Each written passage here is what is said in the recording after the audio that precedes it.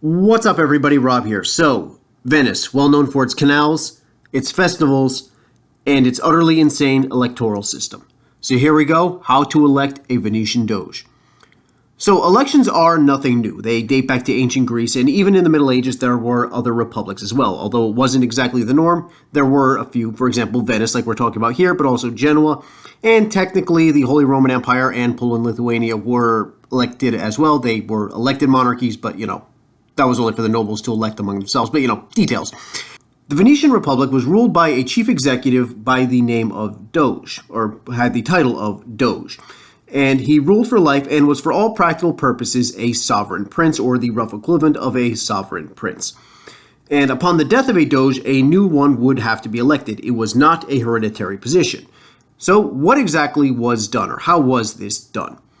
Well, the process evolved over the years. Now, the Great Council of Venice was the governing body of the Republic, with the Doge acting as the chief executive. The council would initially selected 40 members who would elect the Doge, but after a deadlock one year, this number was increased to 41 to prevent this from happening.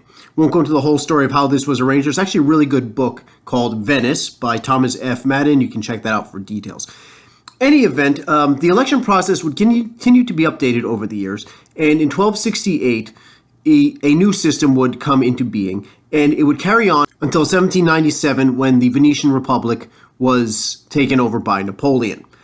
And the system is incredibly complex, extremely convoluted, and honestly just plain crazy. So here is how you did it.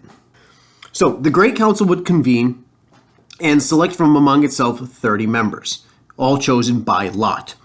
Those 30 members would then whittle their own number down to 9 members, chosen by lot. Those 9 would then select 40 members of the Great Council.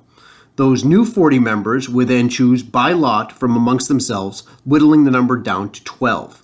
Those 12 would then select 25 members of the Great Council to form another batch of electors. These 25 would be reduced to 9, again chosen by lot. Those 9 would select 45 members of the Great Council. Those 45 would again be reduced by lot to 11.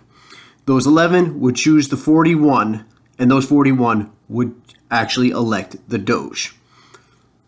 And in order for this system to be valid, or for the result to be valid, 25 of the 41 would need to elect the individual to become the new Doge.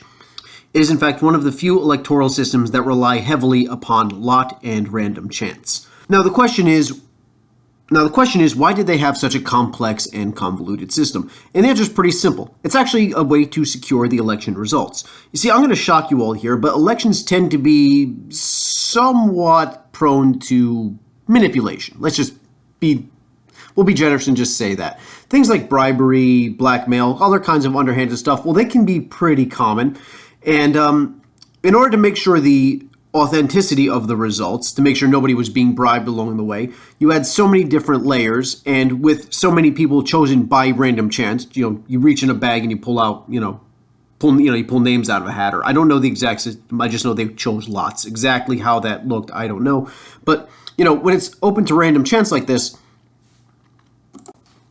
it's very difficult to bribe someone. Like, oh yeah, I'll totally vote for you if you give me this kickback. Well, I don't know if I'm going to be selected in the next layer. And if you do, okay, fine, you bribe me for this layer of things. Well, I might not even be selected at all. And if I do, I'm not going to be selected for another 2 layers after that. It's impossible to bribe or blackmail anybody.